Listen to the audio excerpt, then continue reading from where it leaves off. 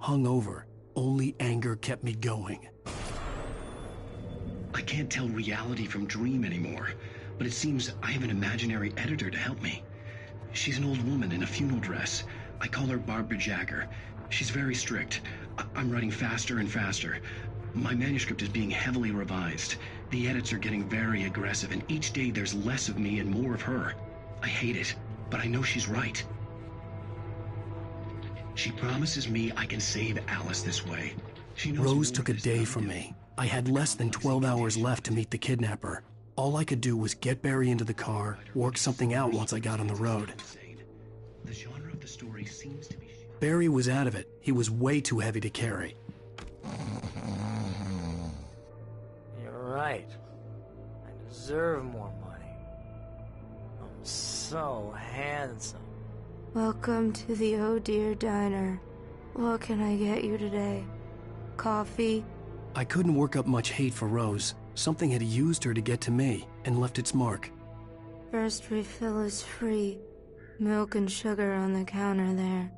Would you like to hear today's specials? Thank you. A nice day. Come back soon.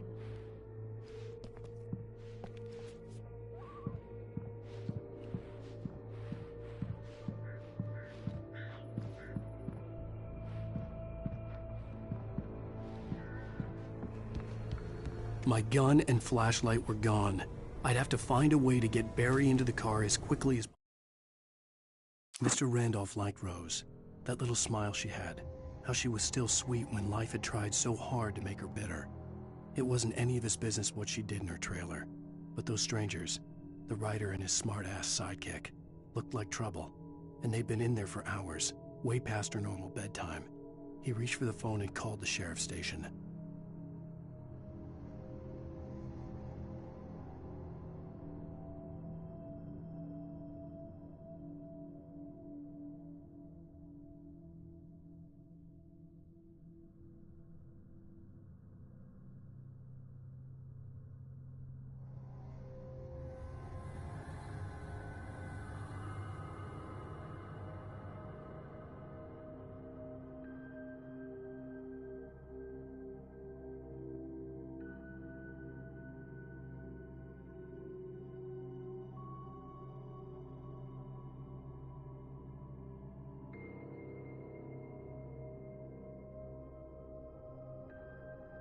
Possible. There was no time to waste.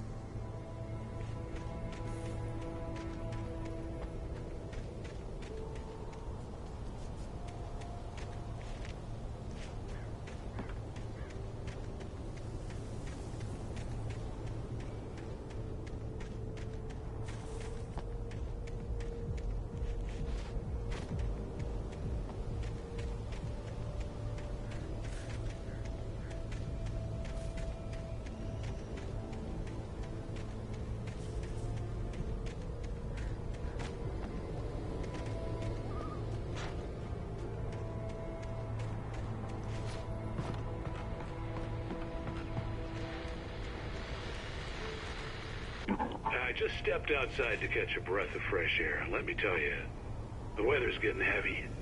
Nights like this make me especially glad I'm here talking to you and not home in bed. Once the weather takes a turn like this, I can't sleep at all. It's all tangled bed sheets and dark thoughts, punctuated by the occasional plunge into nightmare. Is it just me? Well, perhaps it is. But I hope I can make the night a little bit easier to get through. Caller, you're on KBF FM. Hey, it's Walt Snyder. What's on your mind, Walt? Well, I ain't the way you are, but, well, I can't sleep either, you know. I'm staring out the window here, trying to make sense of it all, but I ain't been drinking either, you know. Well, you sound like a man with a problem. I had argument with Danny.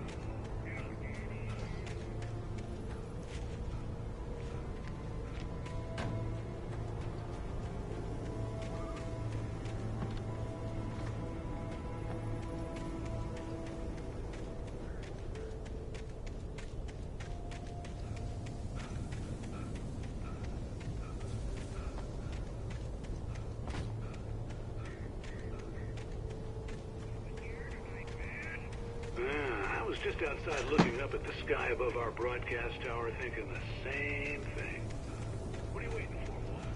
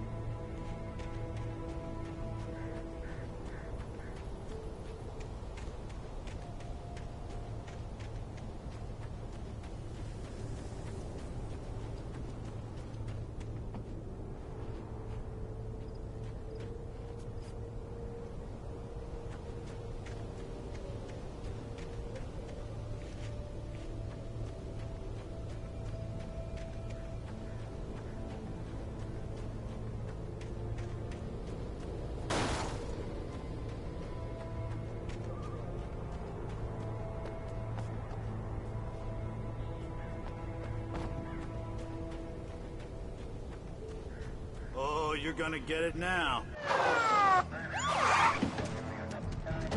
God knows what you've done to that poor girl.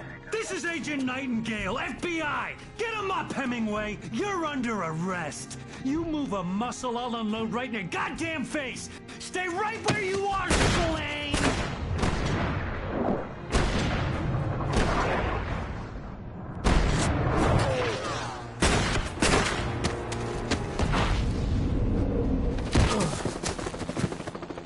What are? I'm standing right here, you goddamn maniac!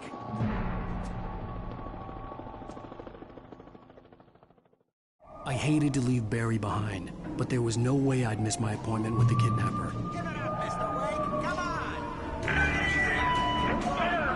Don't let him get away! Move it! Move it! Move it! Don't let him get away!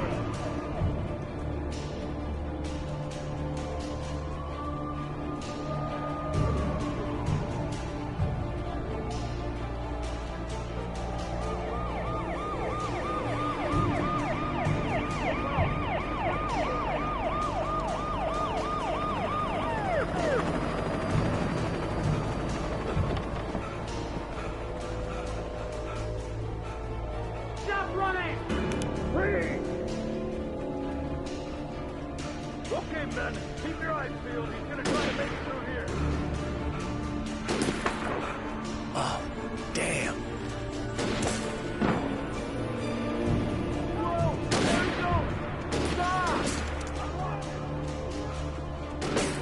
Man out!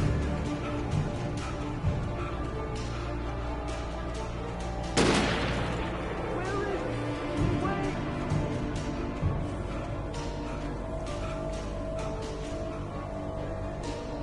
God damn it! Where'd he go? Wait! Keep an eye out!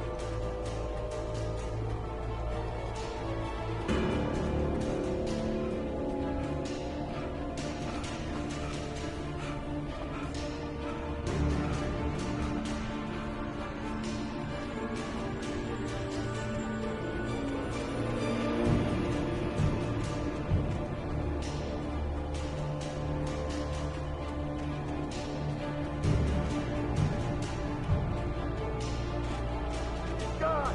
Come on, guys! We need to head him off! For decades, the darkness that wore Barbara Jagger's skin slept fitfully in the dark place that was its home and prison. It was hungry and in pain.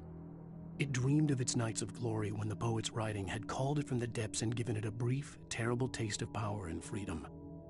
The rock stars had stirred it from the deep sleep the poet had sunk it back to in the end.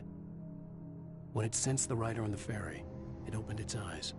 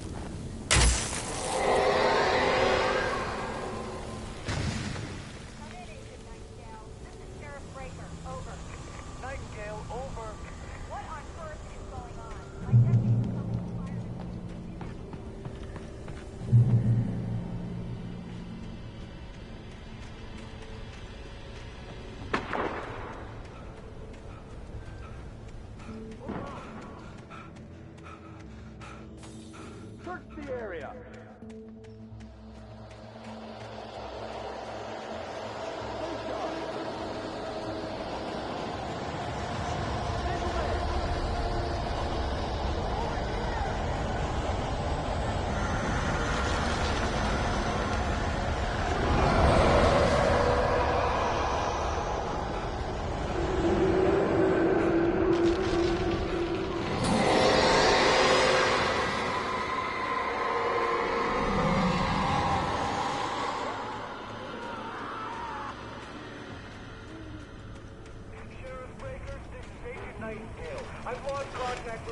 This horror was everywhere I went, circling me. The cops didn't stand a chance. They were after a writer, not a monster.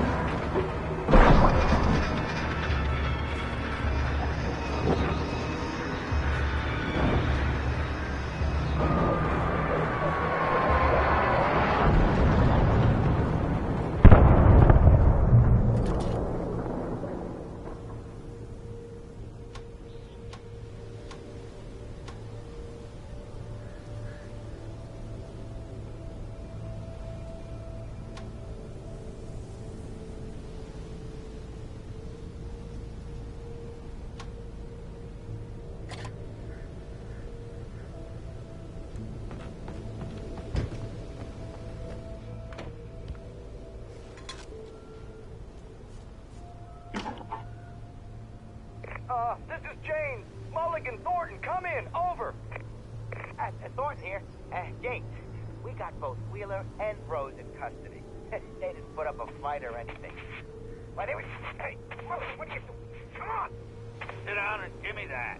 James, Mulligan here. Over. Go ahead, Mulligan. Over. We got Wheeler and Rose here. Wheeler's dropped or hopped up on something. Speaking of which... I could see the lights of the radio station in the distance. Over. I don't have anything on that, Deputy Mulligan. Over. Well, whatever. Anyway, Rose is just being plain weird here. You better get Docky to take a look, folks. Over. Gotcha. You better get them here quickly. The Fed's gonna want to interview Wheeler. Over. Oh yeah, I'll bet he does. Looks like they have a lot in common. Mulligan out.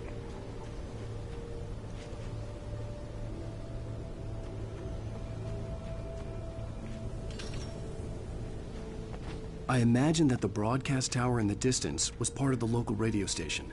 Maine seemed like a decent guy. Perhaps he could give me directions to the coal mine.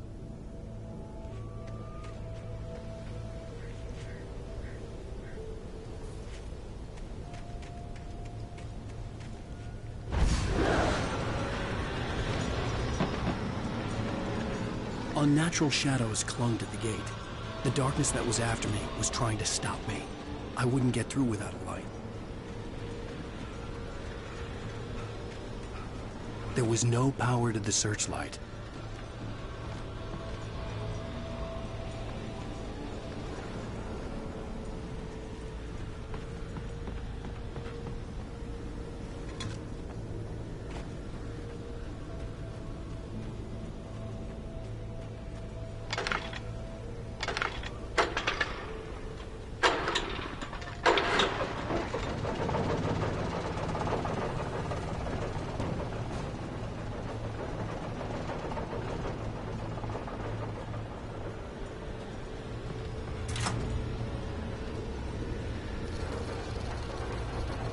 The old generator conked out.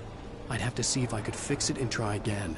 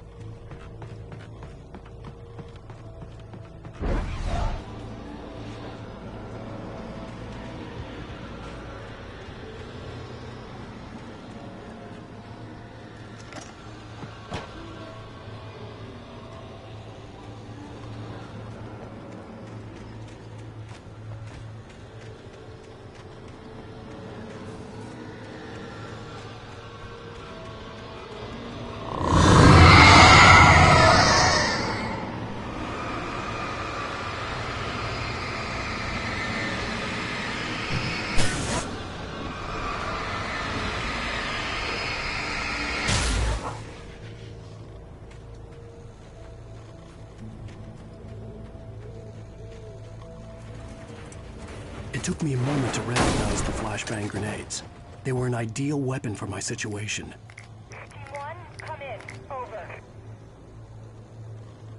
Team 1, report. Over. Team 2, come in. I need a report. Over. Come on, guys. Talk to me. Come in, please.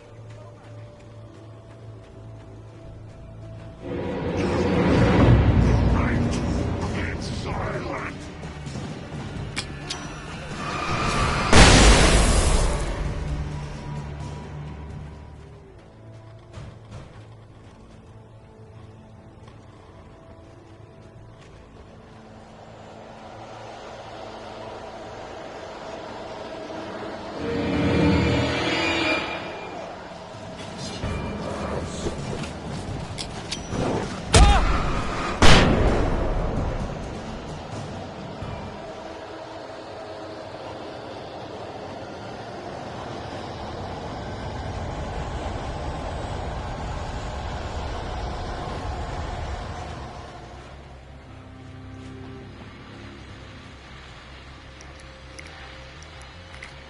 And here's another call. You're on KBFFM with Pat Maine. It's Milt Peabody, Pat. What's on your mind, Milt? Well, I live near the trailer park, Pat, and there's a big ruckus going on over there. Well, that's just up the road from me, too. What's going on, do you know? I don't know, but there's a bunch of police cars there, lots of sirens, a helicopter buzzing around, and I think I heard some gunshots. Gunshots? Yes, sir, like from a pistol. So can you find out what's going on?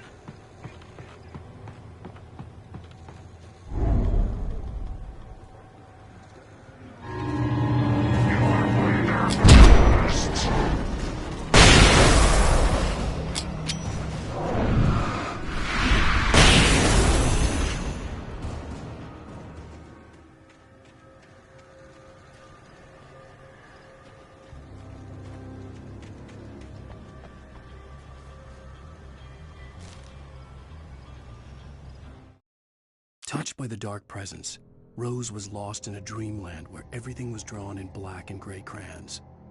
The old lady had promised her that all her wishes would come true. She would be Alan Wake's muse. She was smiling so hard it hurt her face. She crushed a bottle full of sleeping pills into the coffee. Deep down inside, she was screaming in terror.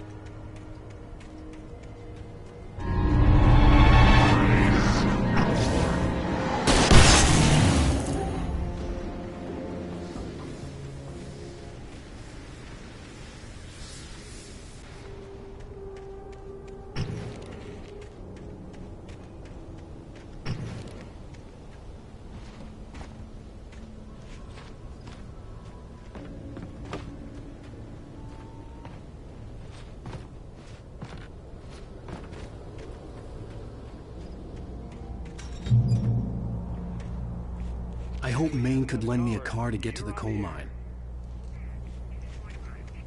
Why, hello, Lorna. What do you have for us? Well, I just don't see why it's got bothered with the trailer park. What do you mean?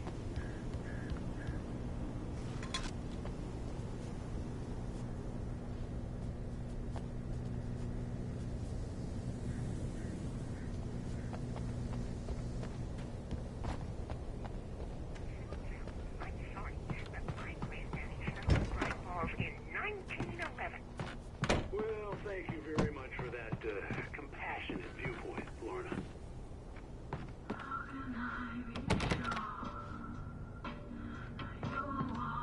Oh, here's a little surprise. The famous writer Alan Wake just walked in, folks. I'm going to see if I can talk him into an interview. Come on in, Mr. Wake. Oh, I'm so glad you could find the time to do this, Mr. Wake. Nowhere to run now, Dan Brown. You back away from me. Don't hurt it. Whoa. Everyone calm down. Put the gun down. We're all friends here, right? Cool your jets, Nightingale. We got him. Judas Priest! What the hell's the matter with you? There's a civilian in there.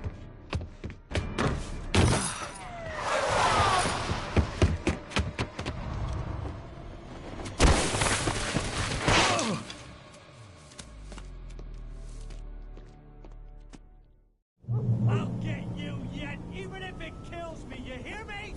You hear me, H.P. Lovecraft? I had fallen off so many cliffs it was ridiculous. That's what you get for naming a book The Sudden Stop. It was probably good I hadn't had the chance to tell Maine where I was. Nightingale stared through the broken studio window into the dark woods. He turned around, started to walk out, but Maine grabbed his arm. "Young man, you almost shot me. You don't shoot off rounds at people like that. What's the matter with you?" Nightingale shook his arm free, marched out. His cheeks burned with rage and humiliation.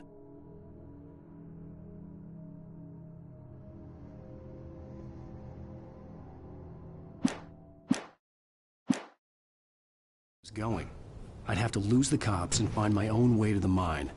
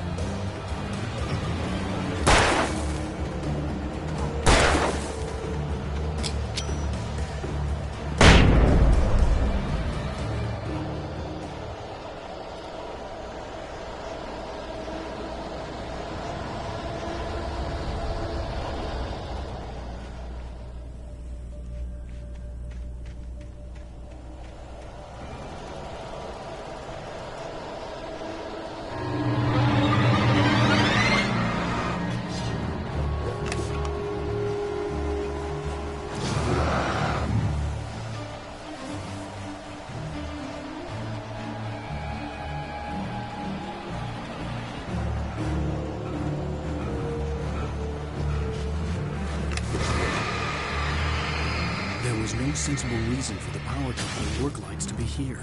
It was almost as if they'd been left for someone like me to use.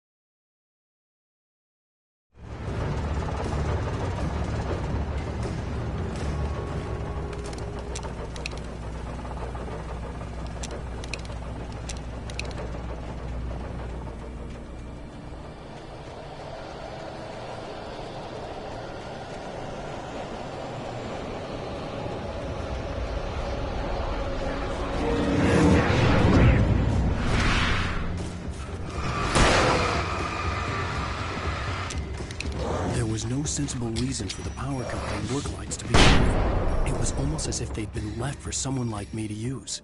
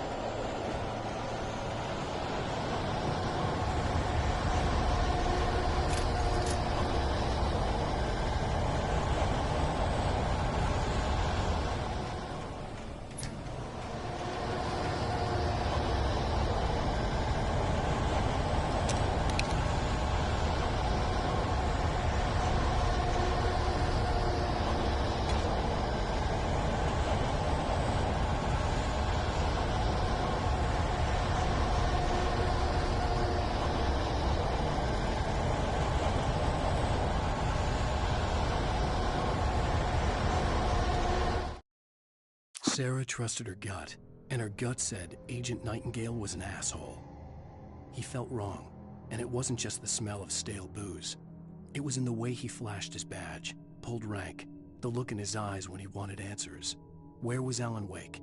What was this about an accident? Where was his wife? And most importantly, why did she let Wake go? He wouldn't answer her questions. Federal business was all he'd say.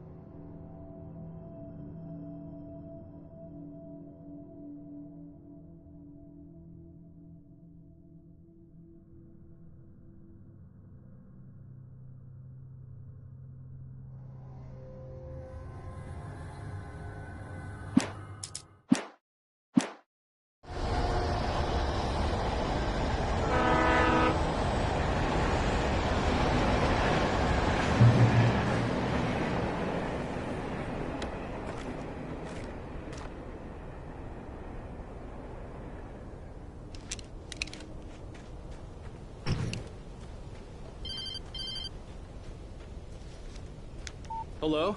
It's the most stubborn man I've ever met. Alice? Alice? Alan, I'm so afraid. He keeps me in the dark.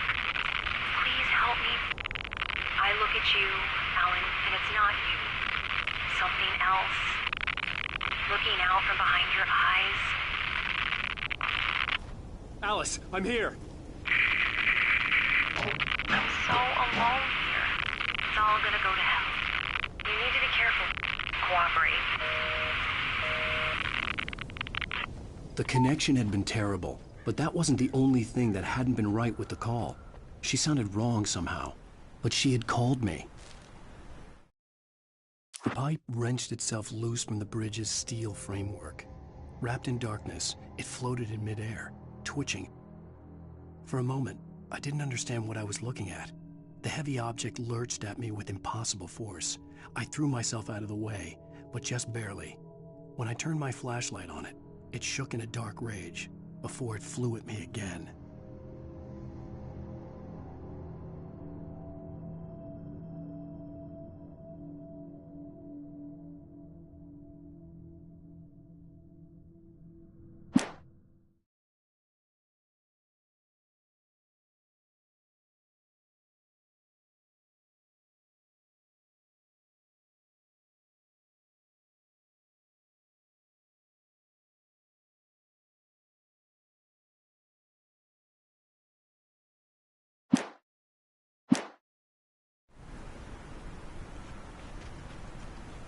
I could see a railway bridge up ahead, and a warehouse of some sort on the opposite shore.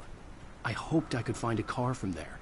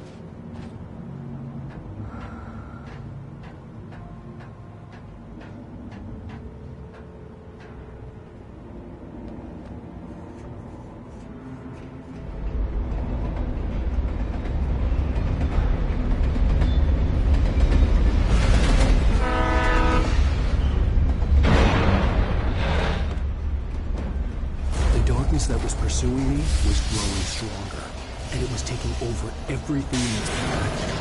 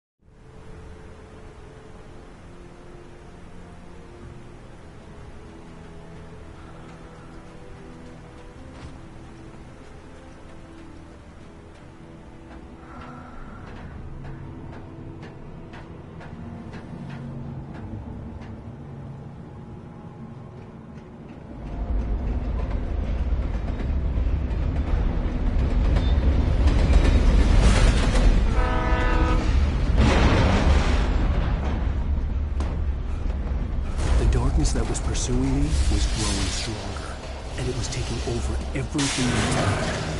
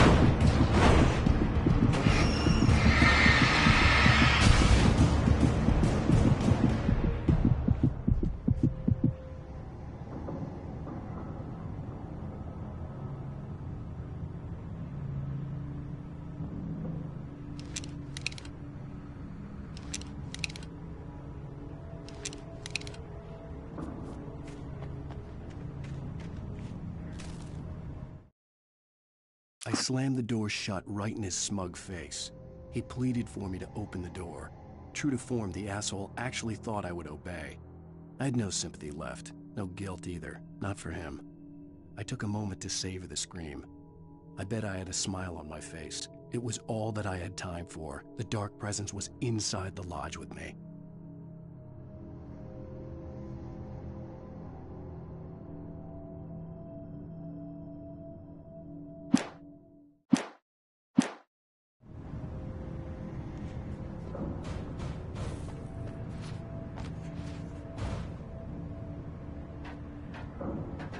As a teenager, just starting to get interested in writing, Stephen King had been a source of inspiration to me.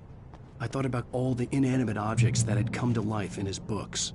No one is safe in a good horror story. Certainly not the protagonist. That's what makes them fun. This was anything but. The darkness could possess anything, and it was getting closer.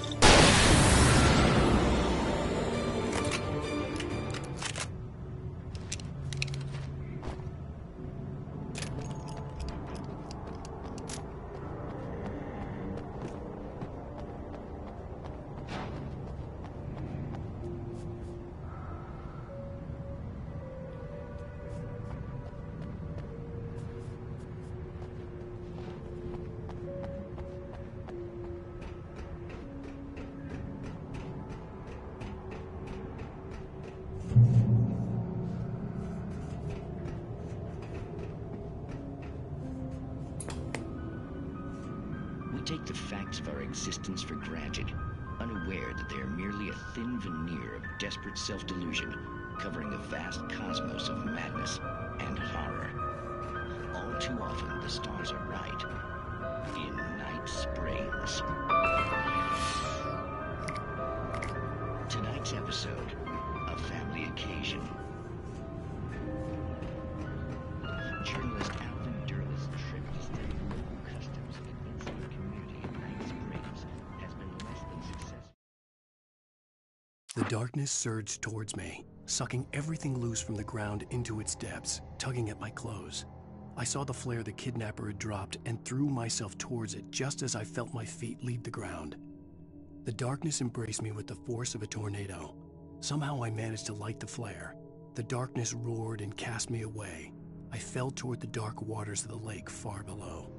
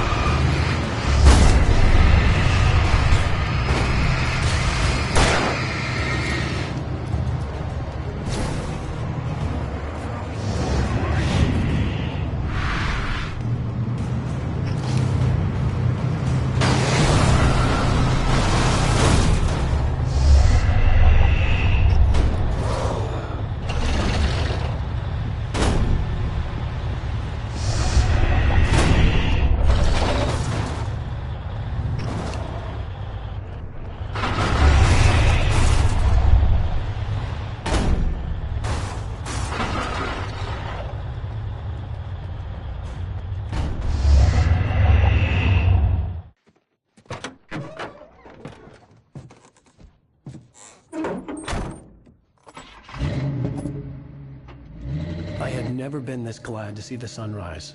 I had a couple of hours to get to the coal mine.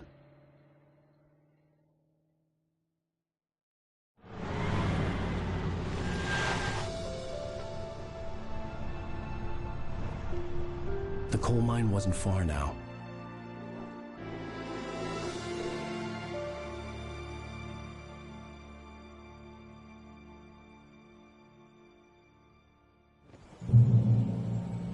Today, I would meet the kidnapper, and he would give me Alice. I wouldn't give him any other choice. A drowning man will clutch at a straw.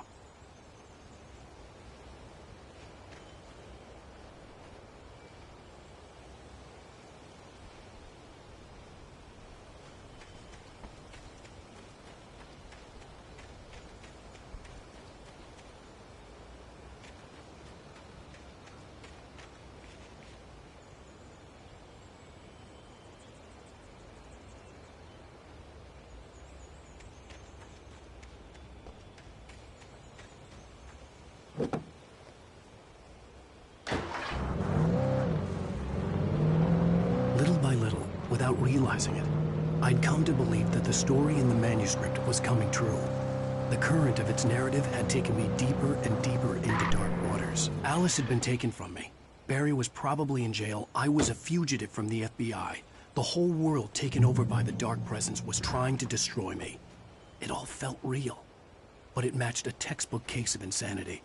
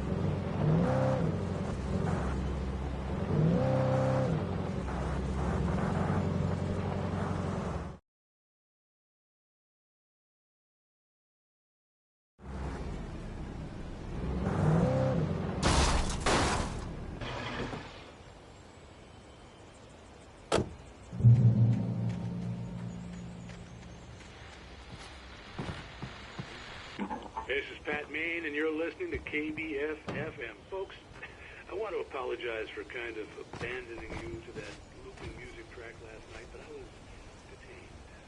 You see, I had come to make P-Man with an itchy trigger finger less than advanced.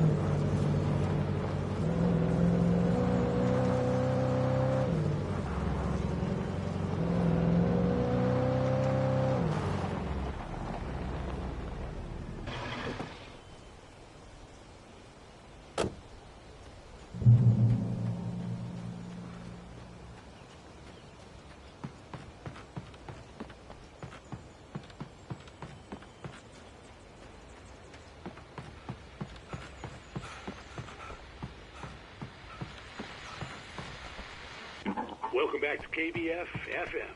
Hope you enjoyed that tune. Now, Doc, you were talking about life and finding that special someone, that soulmate. Well, you were talking about that. I was saying I don't buy it.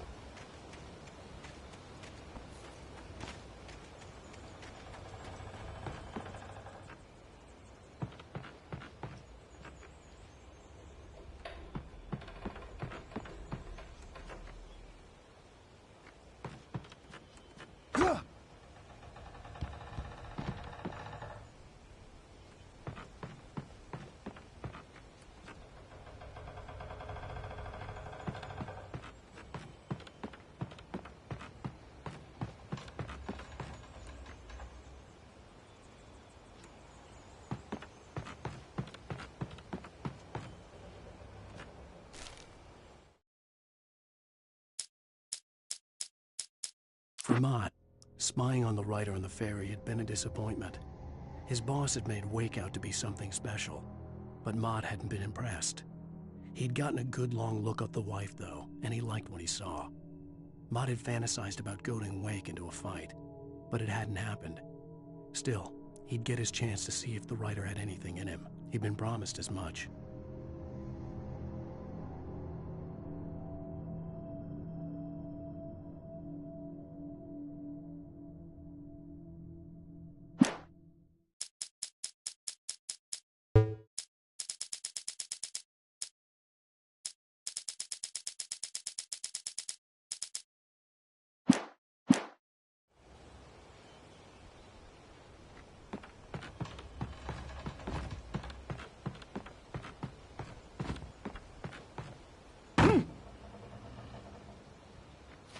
I was early. I was supposed to meet the kidnapper at noon in the main building. The coal mine was quiet. It was a museum now.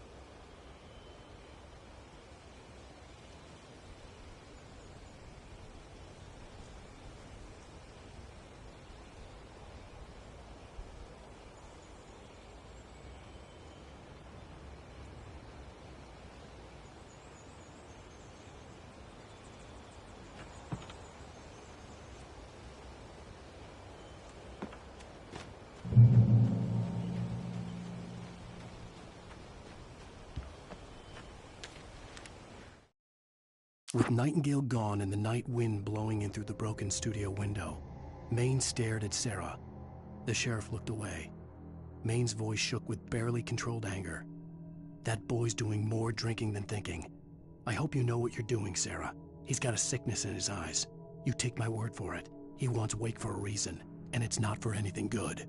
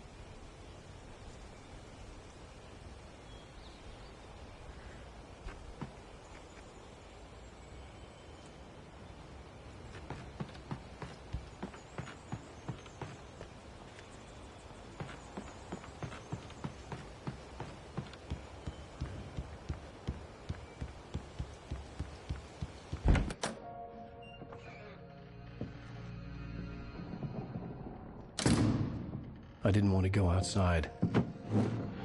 Cops had to be looking for me. The noon sun turned the place into a sauna. The day dragged on. Different scenarios ran through my mind. Ways of how I'd torture the kidnapper to get Alice back. Or the different horrible things he could have done to her. I imagined her dead. I had no way of knowing she was still alive. It was killing me. I was running on blind hope. It was all a waste of time. The bastard never showed up.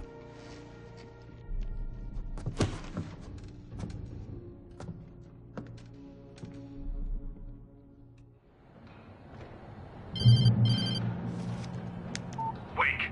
Where the hell are you? Change of plans. You know where Mirror Peak is?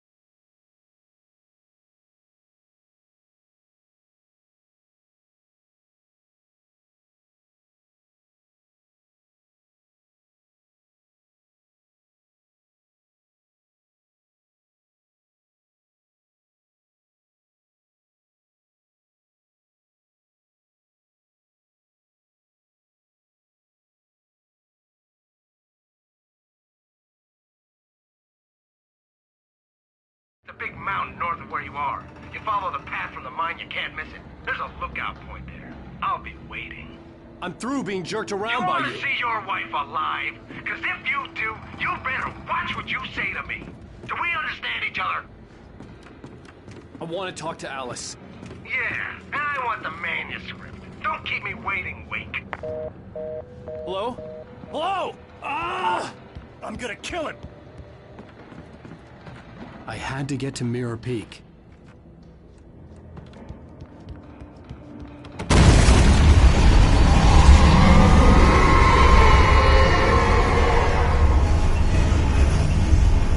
It was close. Maybe closer than ever before.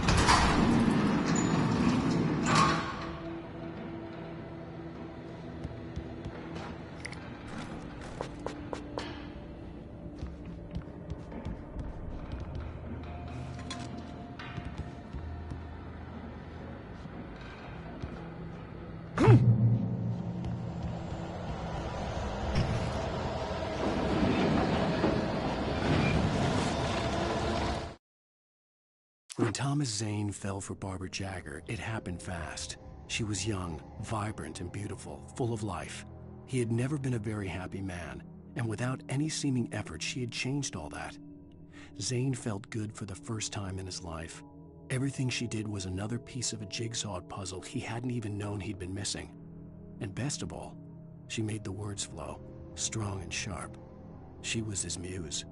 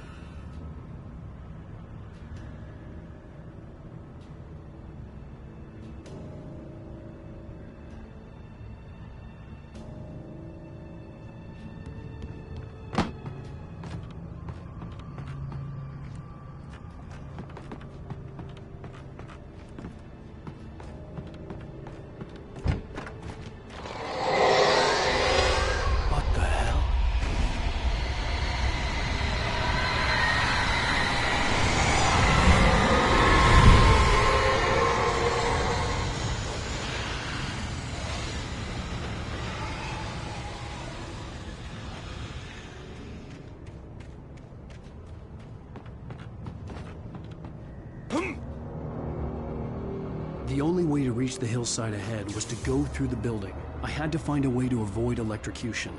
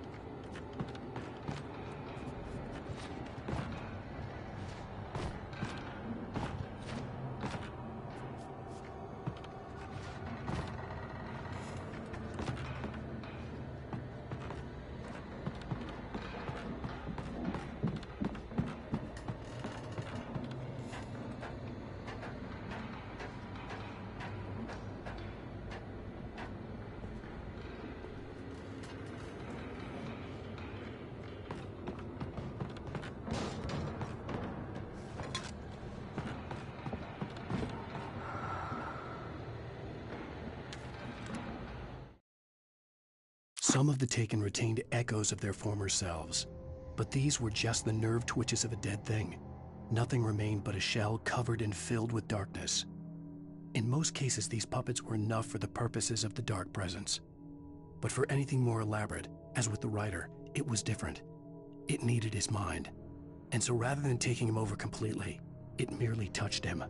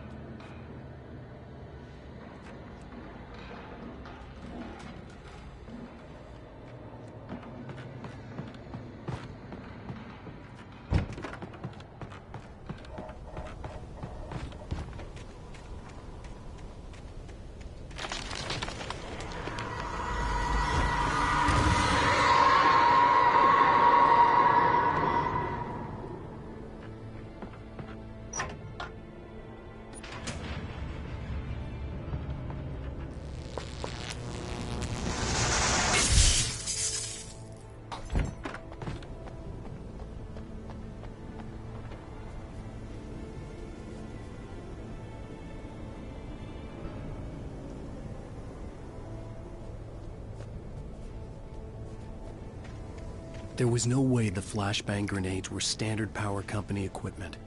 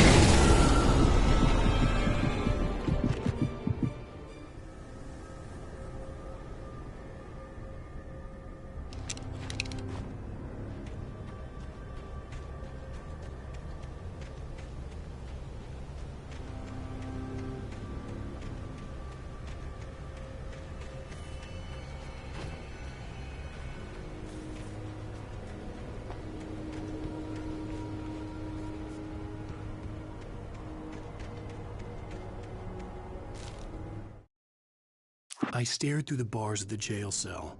Barry stood behind me, swaying on his feet, looking as ill as I felt. Agent Nightingale stood on the other side of the bars with Sheriff Breaker. Nightingale had a stack of manuscript pages in his hand. He seemed unhinged as he gloated. Well, I've got you now, Raymond Chandler. It's all here. All the evidence, including conspiracy to murder a federal agent.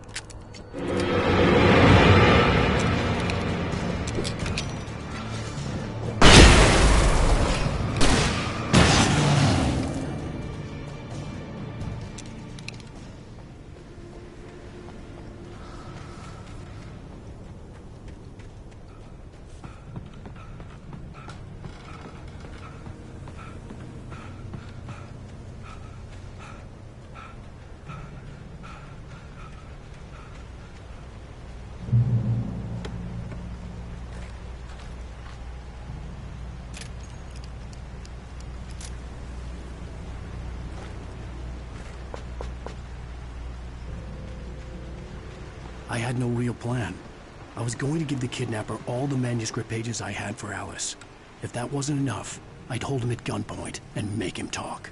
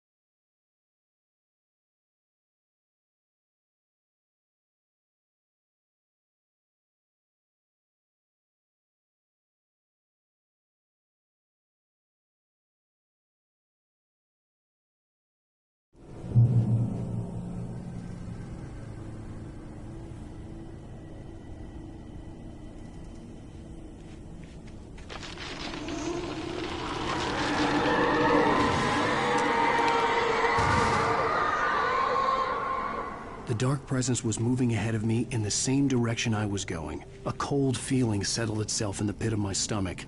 Was it going for Alice?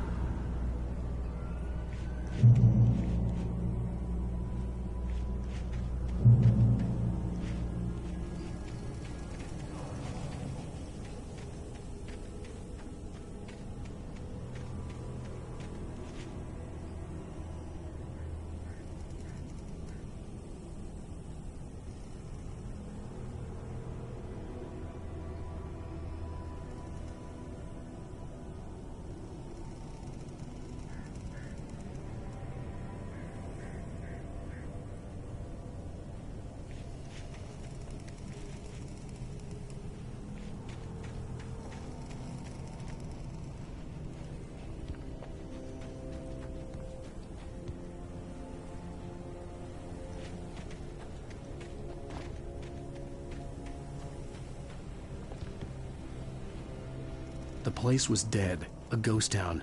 Had been for decades, maybe a century.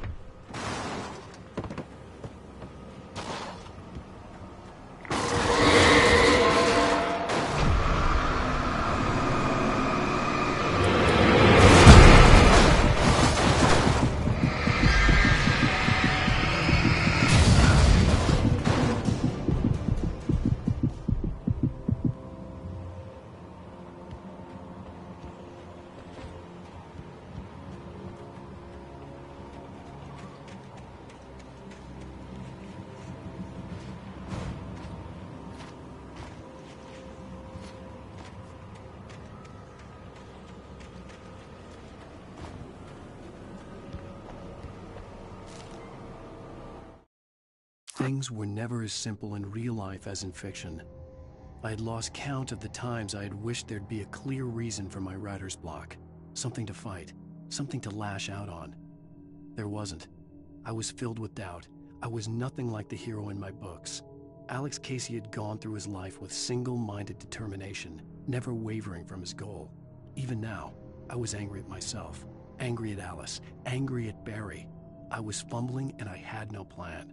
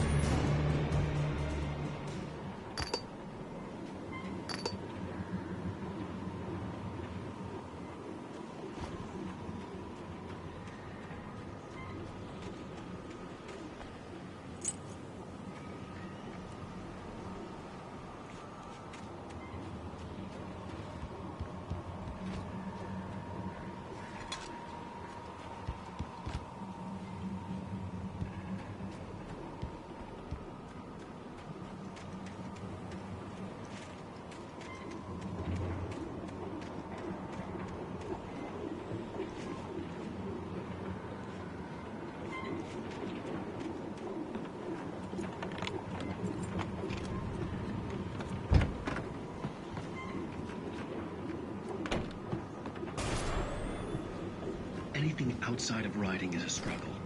I feel ill. I managed to make my way downstairs. There's a shoebox filled with books and papers by Thomas Zane. It's very hard to focus, but I managed to read some of it. He's a poet, and a good one.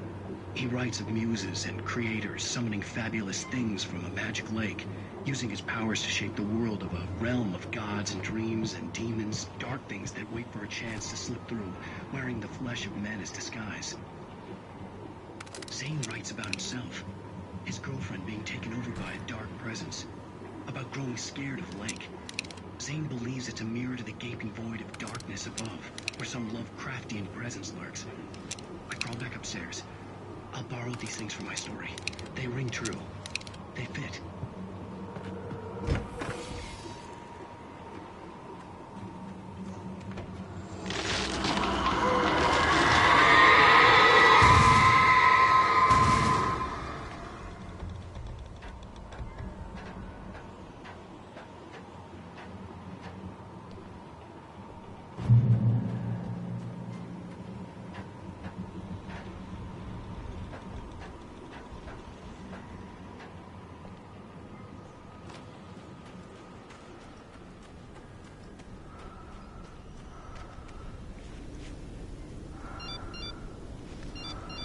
The kidnapper had sent me a text.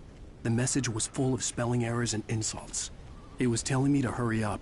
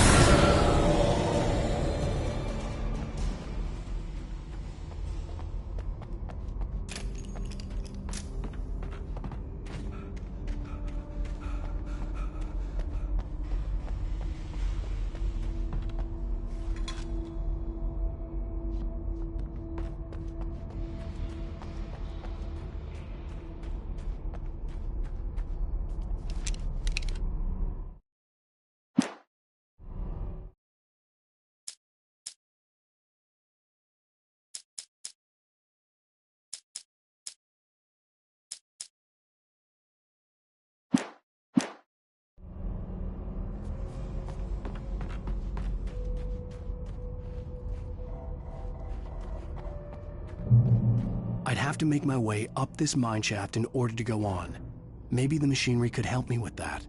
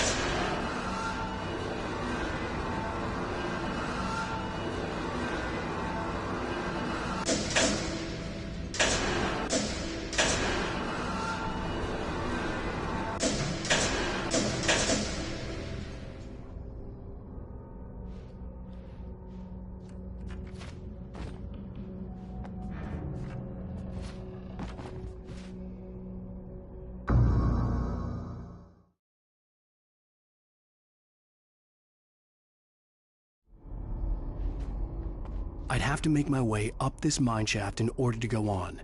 Maybe the machinery could help me with that.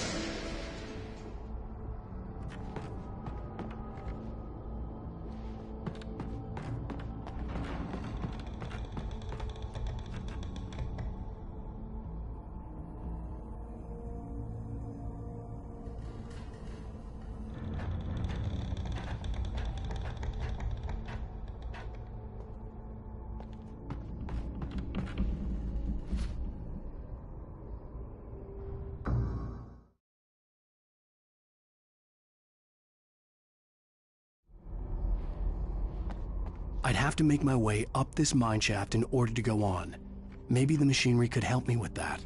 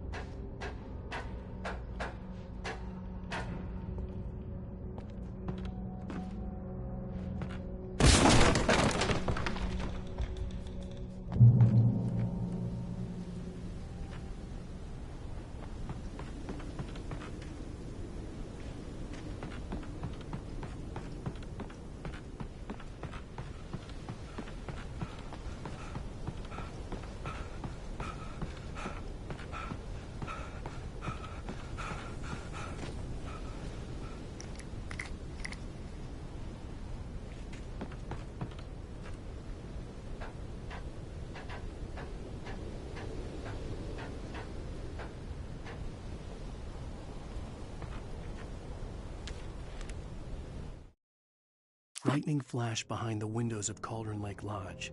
Tor Anderson laughed and held the steel hammer above his head. Nurse Sinclair was trying to calm him down without success.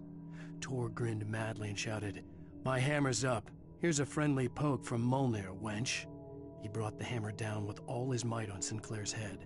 "We're on a comeback tour, baby."